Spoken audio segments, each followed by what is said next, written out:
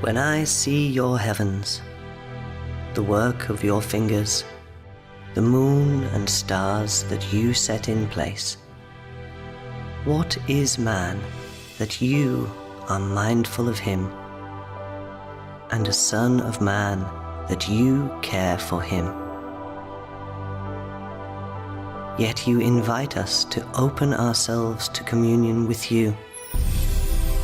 In accordance with your promise, your final words in the Gospel of Matthew, I am with you, always, until the end of the age.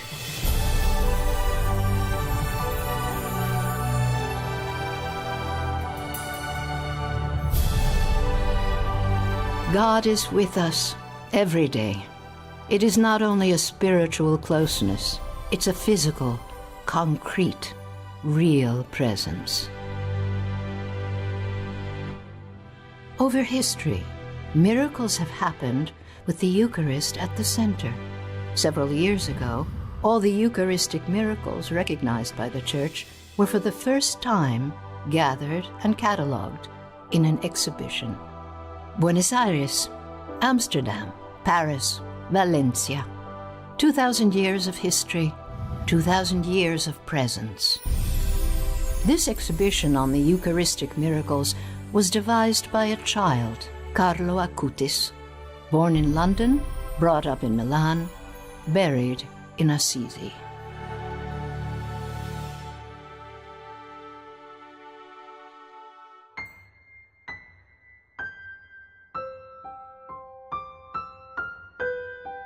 Ever since Carlo was a young child, he showed a great interest in everything that is the church, the saints, the gospel. For example, I remember when he was very young and we were passing in front of churches, he wanted to go in and greet the crucified Jesus, the tabernacle. So going there was important to him. He'd stop for quite a long time, too. I was born in a family of lay publishers. My father was not anti-church, but he was, let's say, not practicing. The sacraments of the First Communion, confirmation, and marriage, they were the only 3 times I attended Holy Mass. I always say that Carlo was a little savior for me. Love for Jesus and the Eucharist is so strong in Carlo, even as a child, that after careful assessment by the bishop, he is allowed to receive First Communion at just 7 years of age. We'd go towards this rise where there's this monastery on a hill. At a certain point, we had to stop because a shepherd was passing with a lamb crossing the street. And he saw that as something of a sign of predilection from the Lord, because we were taking Carlo for his First Communion. He constantly felt this living presence of Jesus, which then animated him to introduce Jesus, the love of Jesus, to many other people. For example, we have our housekeeper, Rajesh, who comes from a priestly Brahmin caste. He was really struck by Carlo's truthful, persuasive example. Io sono Rajesh. I'm Rajesh and I come from Mauritius. I started working with the Acutis family, with Carlo. At that time, he was very young. He was full of affection. After nursery, he started school here at the Marceline Sisters. I'd sometimes bring him, and then he asked if I could take him into the church to have a little sort of meditation by the tabernacle. Now, I didn't know anything. I'd wonder what's going on. I could understand if he were an adult. Then he told me what's inside the body of Jesus, present in blood, soul and flesh. I said, but Carlo, how is it possible? And he would then slowly explain to me during the time I took him to school. Every day he told me the same thing. I wasn't a Christian. I come from a Hindu, a Brahmin family. And my father was a so-called pandit, and a kind of priest. He had knowledge of the language of Sanskrit. It's very rare, almost impossible for a Brahmin to convert. The teaching I had from Carlo, more than my father, I can say he was my spiritual master. All the actions he made struck me right in the heart. Then he said to me, the Lord lives in the heart too. Then as he started to grow up, I felt when he went to Mass and took communion, he didn't force me.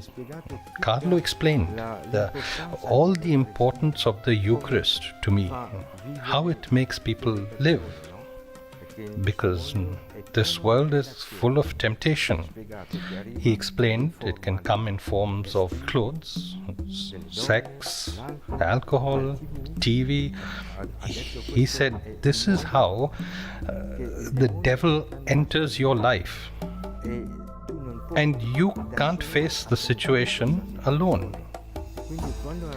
And so, when he started to explain to me the Word of God, the Bible, he did so with sweetness. It was as if we'd already gone up to heaven.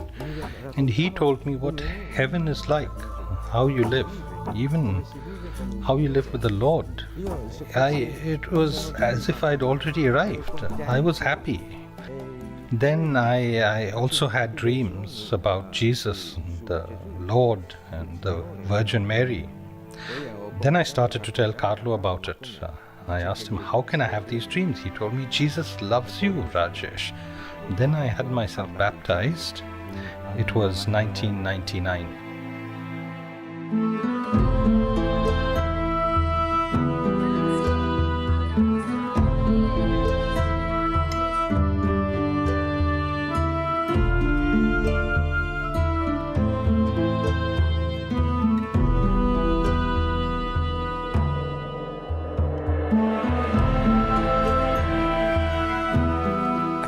Carlo really liked Assisi, and the question many ask is, why? But you see, it's not so much the city as the man inhabiting this city, and it's Francis. Because the man of peace, the man who loves and respects creation, the man of the poor, they are the three great thirsts that youths carry within themselves.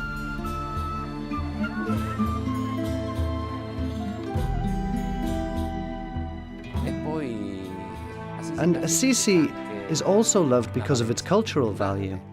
Ultimately, the first color film kept here in this basilica was made to meet people. Because let's not forget, that story was frescoed to reach the hearts of simple people who could neither read nor write.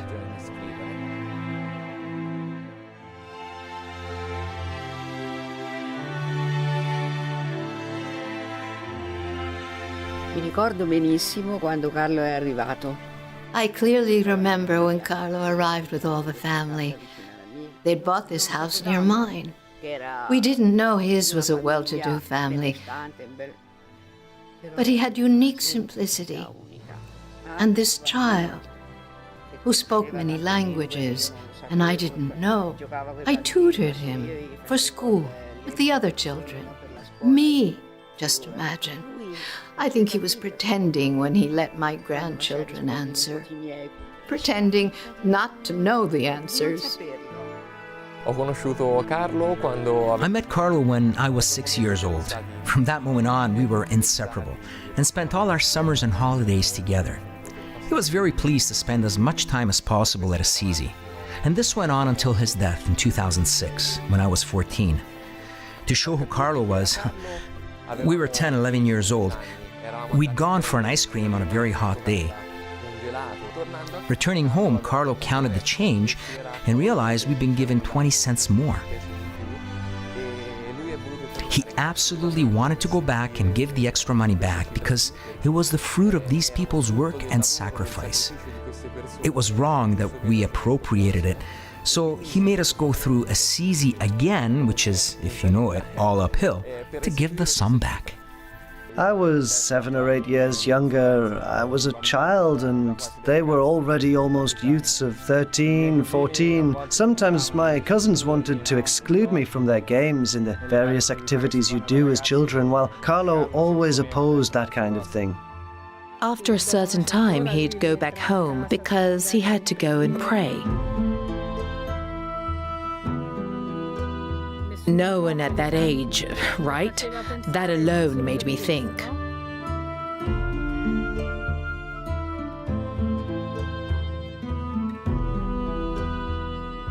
This youth struck our community too, because I remember in the period when he came to Assisi, some friars said to me, "Enzo, do you know Carlo?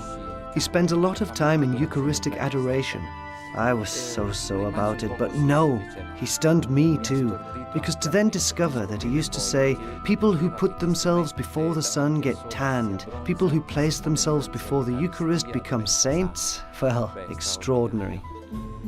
And us, living here in the center of Milan, there are often homeless people on the streets, sleeping in cardboard boxes. So he used his own money and gave people sleeping bags instead of buying toys for himself. They'd often stop. I don't know, the vagabonds, especially in the little church here in front.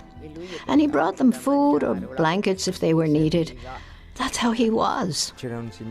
There was a man called Matteo. He was sleeping on the ground on cardboard and was cold. Carlo started to worry. He wouldn't sleep and he thought what he could do for the man. Let's say the right word, tramp. Carlo was offended. No, Rajesh, you mustn't say tramp because they are all creatures of the Lord.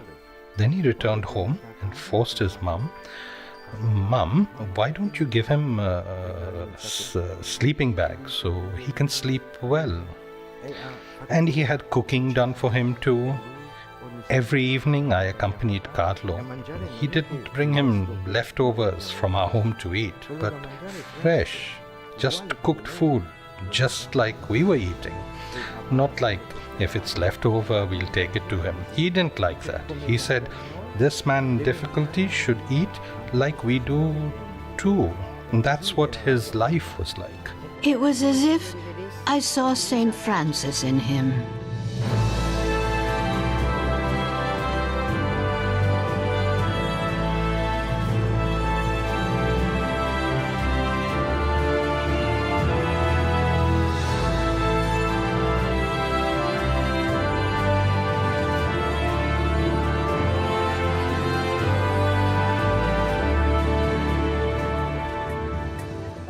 Carlo could experience hands-on what are, unfortunately, the contradictions that currently exist in the church. That is where, for example, youths might attend catechism class and receive confirmation, but then no longer go to Mass. So he came to have this wish to present a little more historically what were episodes, miracles mainly, prodigies, signs, that the Lord has wished to give us over the centuries, where he really wanted to show that in the consecrated bread and wine, there truly, actually is his genuine live presence. Carlo used to say that we are far luckier than those living 2,000 years ago near Jesus, because those living in Jesus' times were often hindered from seeing him because of space and time. It was not easy to approach Jesus because he was surrounded by crowds. Well, we just have to go down to the closest church outside our home, and we have Jerusalem outside our house. Carlo was amazed how today you can stand in line for kilometers to go and see a rock singer or an actor or a football match, and then there are no such lines before the tabernacle.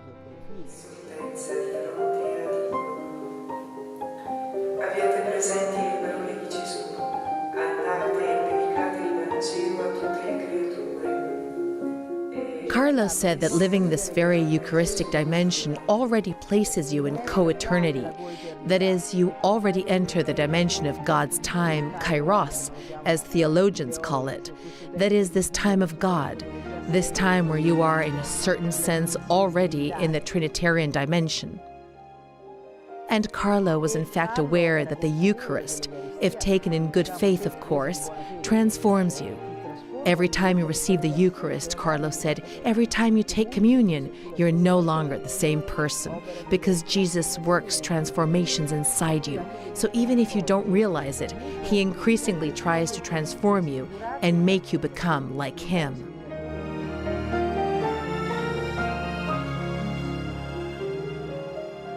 For Carlo, the Eucharistic Miracles exhibition isn't just a pastime, and it's more than a youthful passion. It's a heartfelt mission of evangelization. It's actually something for which Carlo studies in university books and texts in English that he buys himself so as to master the tools of the web. Every time I went to clean Carlo's room, he was there with his computer. He was researching. There were pages about, he was writing. I said to him, Carlo, what are you doing?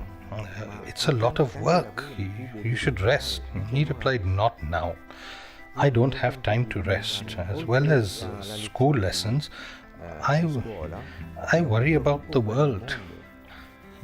He made the exhibition panels. He did all the research.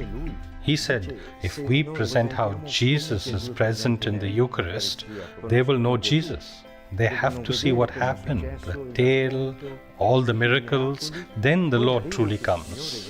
Otherwise, people are lost. This is my work, my duty. Bear in mind that there wasn't all this internet everywhere when he started this exhibition. And he involved us too. We had to make journeys to take the photos, which he considered very important because people need to see signs, see photos, see paintings. A lot of people became promoters of this exhibition, so we really could touch all the world. And many people bore witness to us that they came closer to God and discovered the importance of the Eucharist. Carlo had understood this great mystery and tried to communicate it to others. He tried to make people understand it. Because, of course, what is the greatest love one can have for others? It is wishing for their eternal salvation, that's it, as well as the earthly help one can give. But laymen give it too, non-believers give it too. But mainly it is helping them reach what is eternal bliss. During my first years of teaching, Carlo was actually one of my students. And to tell you the truth, I'm very honored about this at this point of history. The nicest thing really is how Carlo related to his companions, to his classmates. And he had some good friendships with girls, and that's exactly how it should be in the second year of high school. I had been teaching bioethics, and therefore I had involved my students on the meaning and the value of life. When the topic of abortion came up, whether it was right or wrong, I remember him right there at the end of the room. He had very clear ideas about this because there was the disquisition, from what point can we talk of a child of human life? And so on. And with almost disarming naturalness and simplicity, he said, it's clear that it's from the moment in which it was conceived, from when the egg cell and the sperm meet.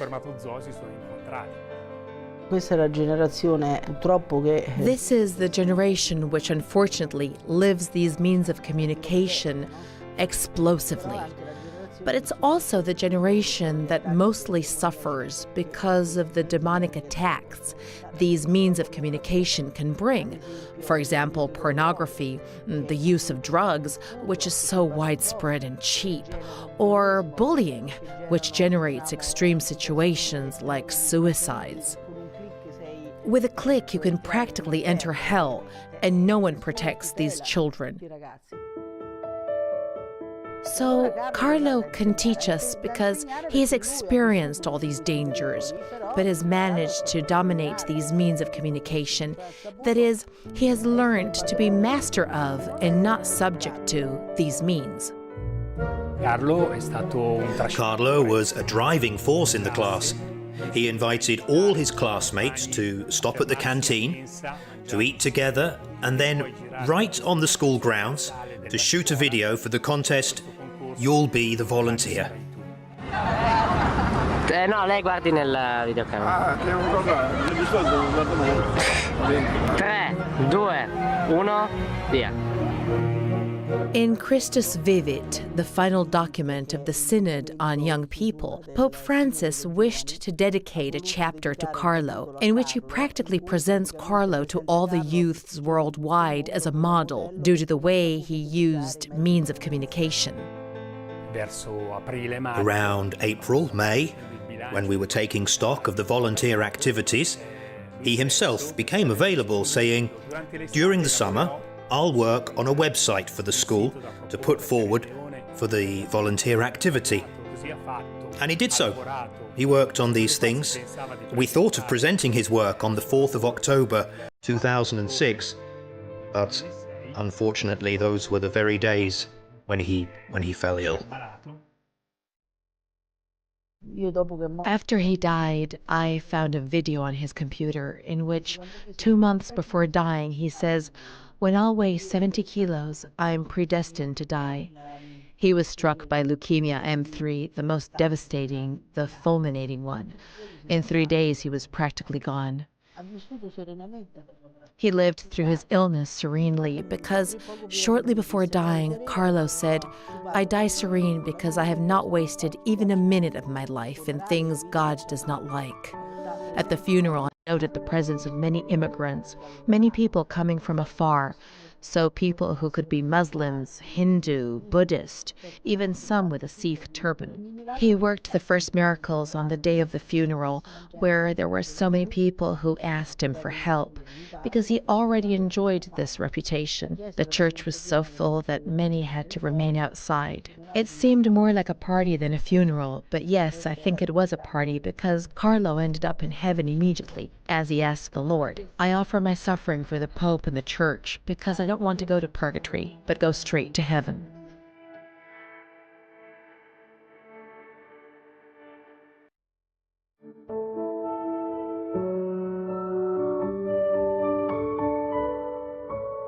After his death, I felt his closeness on many occasions. For example, before every university exam, even subconsciously, Carlo came to mind. I never failed an exam at university, so I don't know if it's my ability or his nearness. I'd like to think it's a combination of the two things. He managed to give hope to various people I knew who had problems. You know, when something gets to me or I feel down, especially during the pandemic, the one we had before, I always say, "What'll we do now, Carlo? Help me, eh?"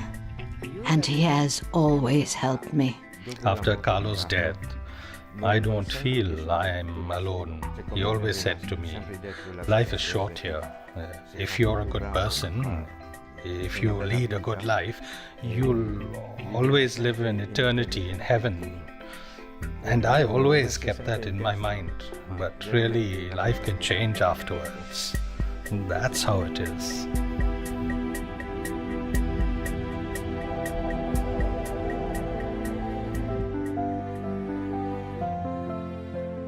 In 2013, the miracle taken into consideration for the cause of beatification occurred in Brazil. A miracle is called for because we say that it is the sign of God for the cause underway, both for beatification and canonization. So it is God who confirms, yes. And this happened in Brazil to a child, a small child, who was suffering terribly from a malformation of the pancreas. This caused continued infections, vomiting, and poor digestion, and he was often hospitalized. His family, his parents were desperate. A priest, a friend of the family who had heard of Carlo, suggested praying to God for intercession by Carlo. And so they did. They invented a novena and, some time later, the great surprise, the wonder for everyone. The child's pancreas was in perfect health. It took 2 years for the Vatican's medical team to prove that it really was a miracle. That is, could not be explained by medical science. And so Carlo became blessed, also due to this miracle occurring in Brazil, where Carlo Acutis is so loved. When he became venerable, our bishop asked the family for the possibility of moving him to one of the churches in Assisi. The family made a great gesture because it gave Carlo's body to the diocese, so this was another gesture of spoliation. It now belongs to the Universal Church, to the Diocese of Assisi. Our bishop chose the sanctuary of the spoliation because he found many points in common, points of contact. For example, Carlo loved to say, "Not me, but God." And this is rather a perfect translation of what true spoliation is. Spoliation of the ego, the self, to let God reign.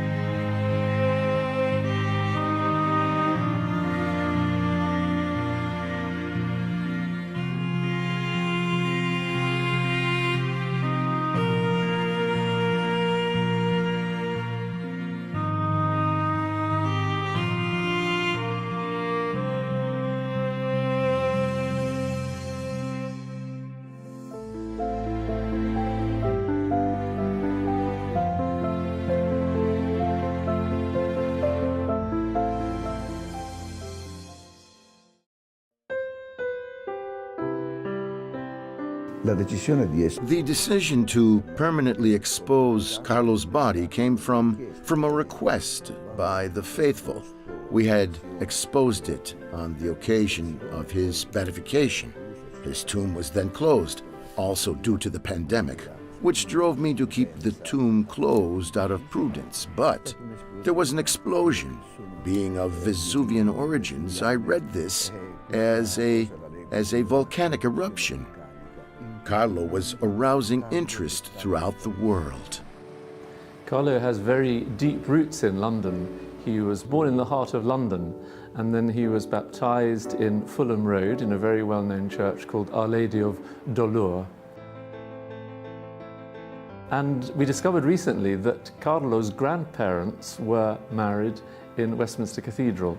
So his roots are very deep in London, and there is a strong sense among Catholics, especially the young Catholics of London, that he originates here. When they look at him lying at rest in the church in Assisi, in his blue jeans and his North Sails top, you can see they're looking at him thinking, gosh, he looks like us. They find him very interesting, they find him fascinating. Of course, we know he is going to be the first millennial saint. My life was kind of very normal. My mother would take us to church, while my dad stayed at home to look after my disabled brother. Me and my other siblings would go to church when we were younger, but then as they grew up and went to the academy, then they would stop going to Mass. So 3 became 2, 2 became 1. And to be really honest, it was my mother that made me stay with it. I didn't want my mother to have to go alone anymore. Then one day, my parish priest said that there was the beatification happening. I had no idea what a beatification was. He said the boy used the internet, from his understanding, to help the church. At the time, I was studying computer science at university in Strathclyde. I thought, okay, maybe a parish website, but other than that, what's this about? So I took the prayer card home and I searched up to find out about this young boy. I couldn't believe what I was reading. I thought, Eucharistic miracles? And then I've never heard of such a thing. What's a Eucharistic miracle? And the more I read, the more I was astonished. I read in Carlo's mother's book about the necessity, Carlo said, for daily Mass. And that same day, I got approval from my line manager. From 10 o'clock to 11 o'clock, I could be at Mass. I thought I was being moved in just the sense of technology. But what it was also doing is it was also building a solid foundation of faith for me. Anche la preghiera è stata moltiplicata. And prayers were multiplied too, in particular those of the mother of Valeria Valverde, a girl from Costa Rica, who was studying here in Italy. One day she ended up having to deal with a serious bicycle accident that practically smashed her head, and the doctors had almost no hope. And her mother came and spent a whole morning here at Carlo's tomb. Then the miracle happened, because the girl recovered. I had the opportunity to meet her for Carlo's beatification. The miracle came from Brazil in Latin America. For his canonization, the Lord chose Latin America again with Costa Rica. This is God's plan. This miracle happened to Valeria and her family because God placed a special friend, Carlo, to intercede for her and perform this miracle, and with his life, inspire more people to become friends of God. This also motivates each of us to see the power of prayer. It was November 22nd, 2022. My mom suddenly fell ill. Basically, she had an aortic dissection, a tear in the main aorta, and so she was immediately taken into the operating room. Even though there was little chance, they had prepared us for the worst. I sent messages to my friends in the oratory, we started praying to Carlo, and extraordinary events happened. It was a difficult operation. It lasted 12 hours. When she woke up from the coma, she had convulsions, and so they had to intubate her again. And they believed that there was brain damage. We were hoping for a miracle. One day we received a call. They told us that my mom was being transferred. During the journey, she began to tell me about strange events. Inside the hospital, there was a male nurse always next to her in a red uniform, and a nun standing at the end of her bed with a rosary in her hands. She was later transferred to a rehabilitation center in Vibo, Valencia, and she tells me, "You know that nurse I was telling you about? He was also transferred here." She told me that she would often ask for his name, but he wouldn't answer. He would tell her, "Don't worry, I'm here and I'm always with you. I'll help you." During prayers, I still asked Carlo to give us a sign. I go to see my mother and she tells me, "I asked the nurse his name. He told me that you know it." Now she's well. We thank Carlo and God who answered our prayers. On the very day of Carlo's funeral, a woman with breast cancer who was about to start chemotherapy prayed to him and her cancer disappeared. Carlo's fame is truly widespread on all continents. Every day we continue to receive news of a possible miracle, healing, conversion. I went through a very difficult time in my life. I'd miscarried a little child I loved and desired with all my heart, followed by a neurological accident that came out of nowhere and left me between life and death. We no longer knew if I would ever return to a normal life, if I would ever walk normally again one day. But throughout this storm, there were two things that kept me going. The first was that our Father in heaven, cannot abandon us to death. The second was that I always felt this presence with me, a sweetness that arrived at the right moment, in a way I can't explain in words. For instance, if I can give you an example, when I was in the hospital after the death of my little child, at a moment when I was devastated, I was invited to offer my pain, my suffering, for the Pope and for the Church. So at that moment, I stopped crying and turned my head and asked, but who? But who? Who was asking me? I didn't see anyone, but I understood that it came from this force to which I was always asking, but what's your name? And since he didn't seem to want to answer me, I called him my wonderful angel. And just like that, we arrive in 2020, 2 years later, on October 10th, 2020, at exactly 4:30 p.m. I was so tired I still couldn't walk. And so I took out my tablet to look for anything that could help me take my mind off things. But instead of finding empty things, when I opened it, I found just that look. And my body couldn't hold back all the joy, all the relief of seeing him. And I was aware I knew him. When I had the courage to click, I clicked. It was the live feed of his beatification mass, in an incredible moment that I couldn't understand. I just saw a reliquary being brought towards the altar, followed by 2 adults behind. So at first I thought, what's going on? What happened to you? So I started searching Carlo Acutis, but my heart was on fire. After the Mass, I was guided to an interview with Carlo's mother. She said, shortly before Carlo went to heaven, he said, I offer all my suffering for the Pope. At that moment, I stopped listening. It was as if I were back in that morning in 2018. And for the Church. I stopped the video. I fell to my knees. 9 months later, I was in Assisi for the first time. 9 months before, I couldn't walk more than a minute. I couldn't carry more than a kilo, and I had managed to make the whole trip. I was extremely happy. So, the results are that I no longer follow any therapy. I no longer have any follow-up. I have my life. Life.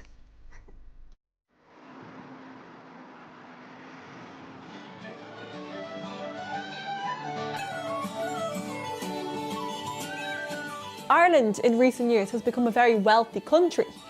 Everyone would be happy, but we're not. And that shows you something that we all are looking for more. Ireland, I think, used to be a strong Catholic country, but in recent years it has declined a lot, and I think there's a lot of young people out there searching. 1, 2, 3, 4. We knew nothing about Carlo Acutis at all, but when we went over to Assisi, they said you should visit the church where Carlo's tomb is. There was an amazing sense of peace that I found, and I think for you as well, Mary Aoife, it was amazing. You know, you've been struggling a bit with anxiety and panic attacks. You know, in Ireland sometimes here at home you're thinking, oh, I don't want to go to Mass, or I'm not in the humour today, and you know, we're all human, and you just sometimes feel, oh, you know.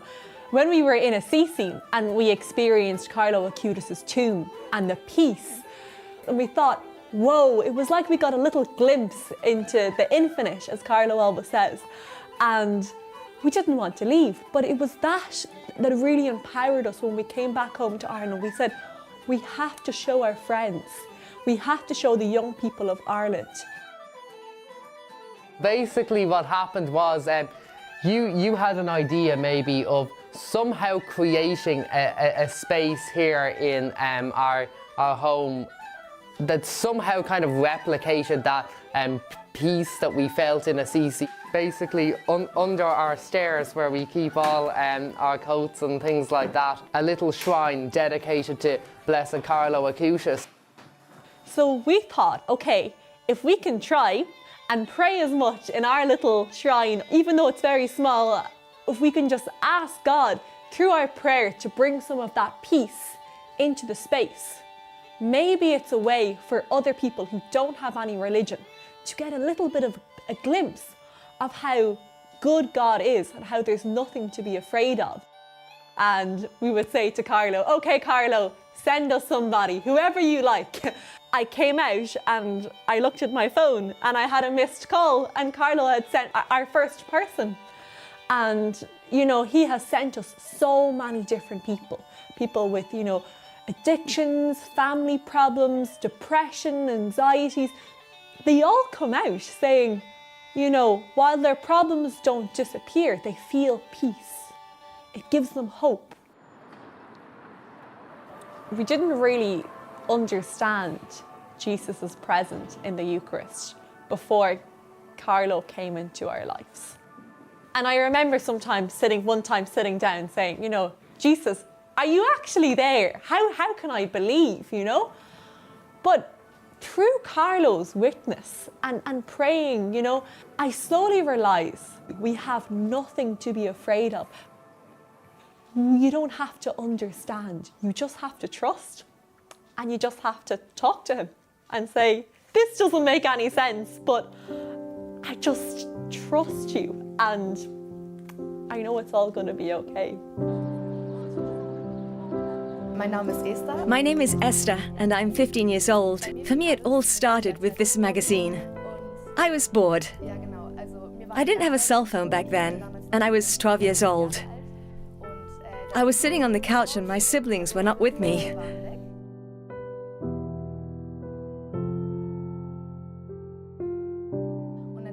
I saw this magazine and I decided to read it. Then I read the quotes that Carlo said before he died. They really touched me. I'd never read quotes like these that really resonated with me. I can still remember some of them very well. Before his death, Carlo said, praying the rosary is the shortest ladder to ascend to heaven.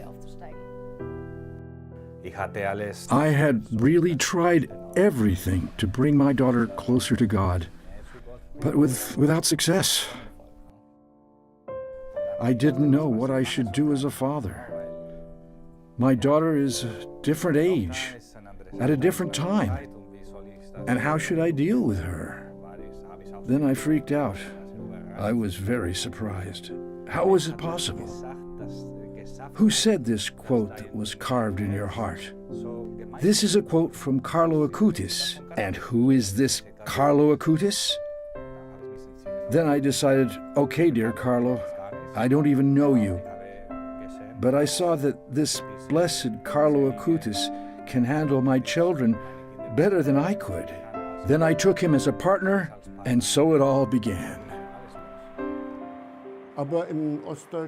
In East Germany, where we are today, there have always been few Catholics. The pressure of communism was very strong, and you had to be very strong inside so as not to adapt. People have always looked for role models, and so one of these models for us is now Carlo Acutis. A family went to Assisi and brought his relic here. Then we had these beautiful posters of Carlo's exhibition of the Eucharistic miracles. Many school classes responded. In the school classes, very few are Catholic. A few are Protestant or Lutheran, and most are atheist. We currently have 8 teenagers who want to become Catholic. And perhaps this is partly due to Carlo Acutis' intercession. Carlo made several exhibitions, including The Pleas of Our Lady, because there are many unknown apparitions, many shrines throughout the world where Our Lady has appeared, performing amazing miracles, but above all, recalling the importance of prayer.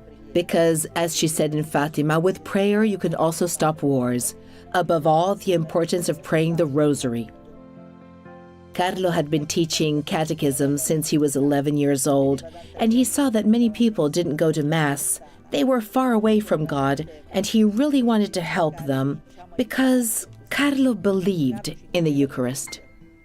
Those miracles that let us know about the real presence of Jesus in the Eucharist. And I wanted to hold that exhibition in Nigeria. The bishop came, priest, everybody came. We were supposed to have it for like 6 months, but it's still going on since January 2023. My life has changed totally for being a devotee of Carlo. That once I receive communion now, I know that he's with me, he's lying there for the next 15 minutes. And I'm even talking to Jesus. After communion, I can't, when we're having Thanksgiving, I can't dance to the altar because I'm like, I have to carry Jesus with respect. When we receive him, he's there with us.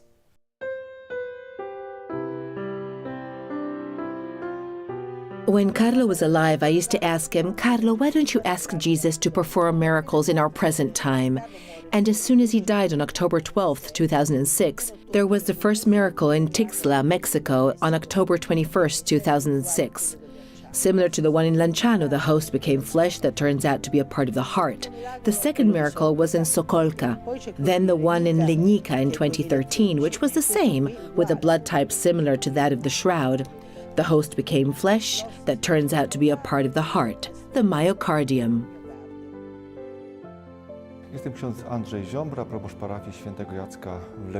I am Father Andrzej Ziobra, parish priest of St. Jacek's Parish in Legnica. Here, a Eucharistic miracle took place on December 25th, 2013, so on Christmas Day. The Holy Communion fell to the ground. The priest took it and put it in water. But after about 10 days, it turned out that this host was partially colored red. When our bishop was informed about this, he decided to have scientific tests conducted at the departments of forensic medicine in Wrocław and Szczecin. The final results stated that in this colored part of the Holy Eucharist, fragments of a heart muscle in agony were found. Carlo would always explain, what is the symbol of love par excellence? The heart. And what does Jesus show us in these miracles? His heart. I did not believe in the Eucharistic miracles at that time. At that time, I'm still with the born-again Christian. And, you know, as a born-again Christian, I don't go to the Catholic Church. But there's something lacking in my life. I became more and more depressed because I was only reading the Bible. I got to know Blessed Carlo. It's because of the sodality of Blessed Carlo Acutis based in the Philippines. It only happened because of the COVID season that life is short. Even Blessed Carlo had a short life, but he done it fully. I went to Assisi to see him, to see his tomb. And from there, I prayed to him, and I was asking for help. And I was asking for conversion because I wanted to become a Catholic, back to the Catholic faith. Blessed Carlo has influenced my life fully. That I became back I went back to the Catholic faith. When Carlo died and they checked his computer, they did not see him go to any nonsense websites. One of the greatest things I want for youths is whatever talent you have, how can you use it for God? How young he was and how in charge of his faith he was, there's no excuse. You know, you could give the excuse that you're young, I'm in school, I'm surrounded by so many temptations. But Carlo too was young, and Carlo too went to school, and he did it. I've learned so much from him, and a lot of his quotes have helped me pray better. I would ask him to pray for me, you know. And of course, I would ask him for some tips and tricks too. But yeah, most of all, I would thank him for showing us that sainthood is actually a possibility for us. It gives me hope that I too can become a saint. Suddenly we began to do the impossible. And we know that we wouldn't be able to do what we're doing if it was ourselves. Less than a year of doing our ministry, we're talking in schools to university business students about Carlo Acutis. We're talking, to celebrities and famous musicians, Oscar-nominated musicians. One of our friends, Matt, he had a great idea of just trying to spread Carlo Acutis by leaving little prayer cards in different shops, a department store by the books or something like that. So if someone's looking through books or something in a bookshop, they say, oh wow, look, there's a card of Blessed Carlo. Just trying to get people engaged, talking about it.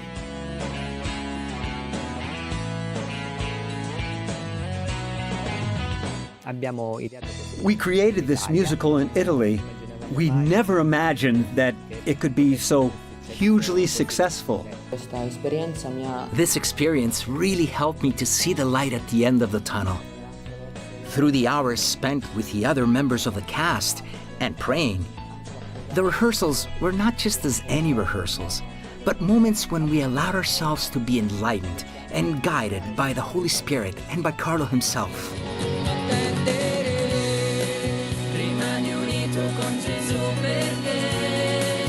We were also received by the Pope. The musical was an extraordinary occasion, which involved many young people. The musical about Carlo's life was like yeast that's fermenting the dough. The youth.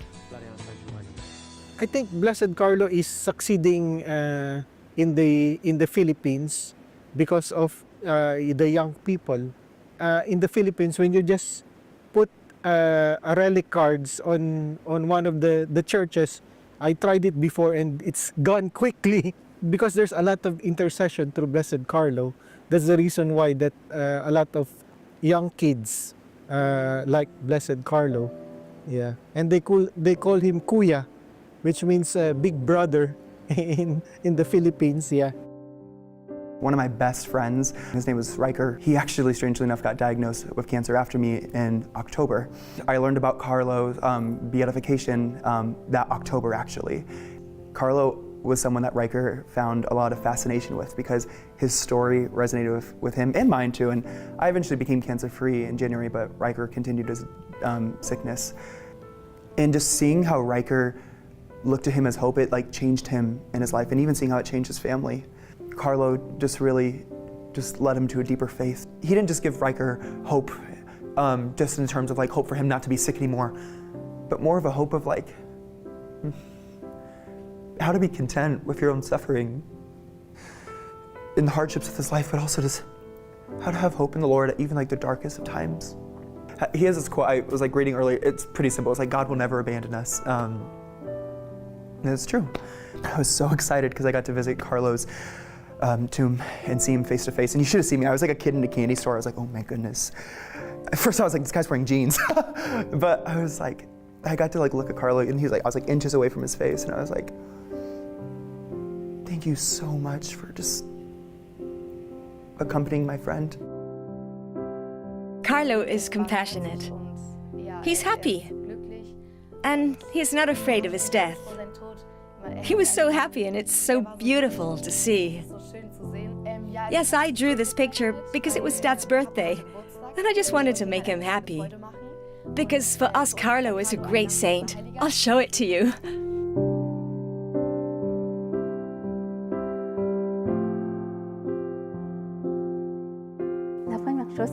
The first thing Carlo did for me was make me smile again. It was very difficult. And then I understood that he's a specialist in difficult matters. And I remember the first time he made me smile in front of a mirror, I didn't recognize myself. Oh my goodness. He helps me. He helps me understand that it's in our deepest darkness, in our hardest moments.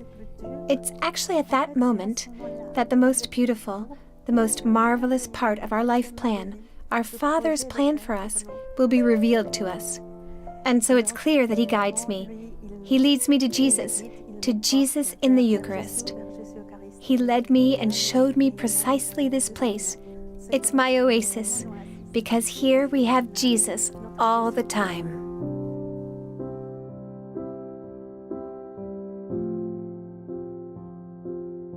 Carlo, he keeps us busy in so many ways. Some days we get a phone call and we might have to go across the country on a train to visit someone with a stroke in hospital, and talk and pray to them and bring the relic of Carlo with us. The main thing that we try to do is to talk to the homeless people on the street, just offer them some hope if we can. Michael, what do you have in your bag? The action of giving, the scarf and the cup of soup, it's the first step. The real action is to look them in their eyes and say, we're the same. We're both brothers and sisters in Christ. Sometimes maybe some friends are a bit afraid or think, oh no, I can't talk to this person. But we get to sit down with someone on the street and we ask them, what's your story? And often their story isn't very different than ours. Just one day I was sitting at the computer. It was like a blinding thought that came into my head, and it just said, you need to be a priest. And I was just starstruck. I thought, no, I don't. This is crazy, go away. And my vocation, what Carlo did and what he was the same as what John the Baptist was. He prepared me in that way, that the John the Baptist prepared everyone for Jesus. This is my life now. I'm now in seminary. I'm in Rome. I can't believe it. I'm in a seminary with 12 other people, 12 other guys that I didn't know before this. But the happiness that Christ gives you and what we experience in that happiness, what Carlo talked about, that happiness, is beyond anything that you could possibly imagine. It's true happiness. And it doesn't go away, it lasts.